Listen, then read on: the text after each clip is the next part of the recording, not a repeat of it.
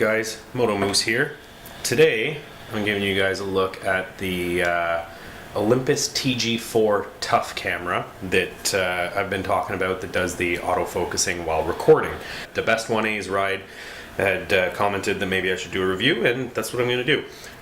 Originally bought this camera for its underwater features. It's a 16 megapixel camera. It can go 50 feet deep underwater. It's waterproof, dustproof, crushproof, up to I think it was 120 pounds of force, and it is shockproof from, I believe it's a 12-foot drop. So it's a very resilient camera. It takes SD cards.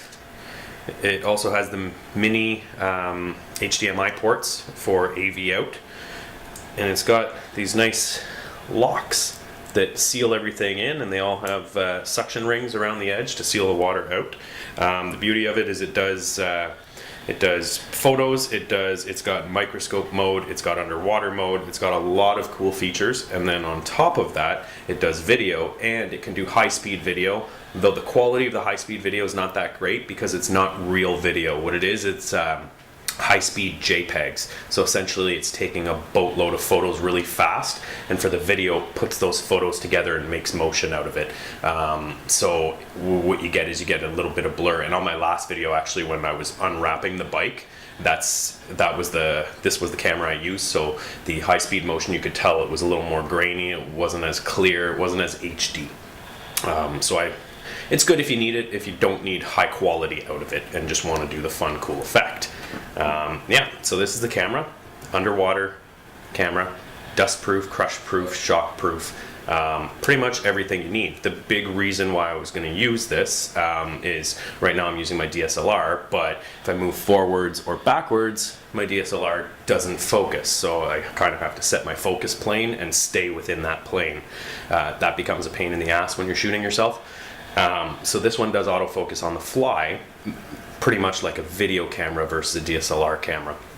So I'm going to use that. The motor's a little bit on the loud side, so you want to use an external microphone, but I can use the one from my SJ cam, and that cancels out that problem.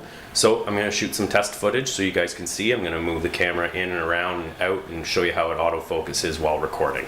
Let's take a look. Alright, so here's some test footage. So we got the camera in focus, and then I'm going to go to closer, PlayStation remote, in focus, back to the camera, focused, over to my e-cigarette, focused. So you can see it's fairly quick on the focusing,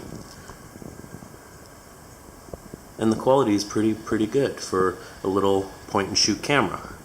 Now, the other thing I forgot to mention is it does come with a removable battery, which is great. It does not come with a battery charger for the removable battery. It comes with a USB charger, so you just plug it into the camera and the camera charges the battery. But you can buy replacement batteries for this camera. So the quality is pretty decent,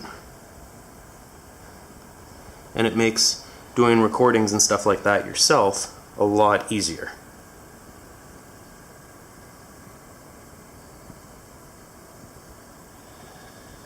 Whoa, look at the dust in that remote.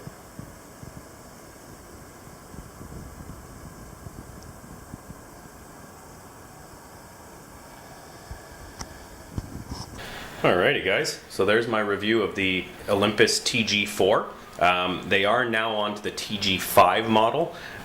So when I bought this, it was about $380. It's probably a little cheaper right now.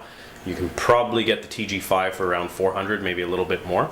But it is a great camera. The quality is good for the size of it. I know the size of it's not that big of not that impressive anymore when you have things like GoPros, SJ cams, other action cameras that are this big. But the amount of things you can do with this, I've taken it into pools, lakes.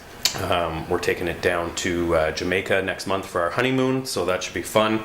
We'll get some good footage. It does shoot very good quality. The places you can take it, the things you can do with it are just phenomenal. And yeah, all in this little package for about $400.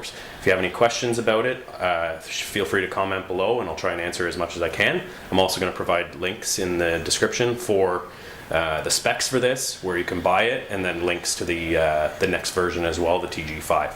All right, so hope you guys enjoyed the review and got to see some of the footage and see what you think of the camera. And any questions, like I said, feel free to comment, leave a like, subscribe to the channel, and we'll talk to you soon. Moto Moose out.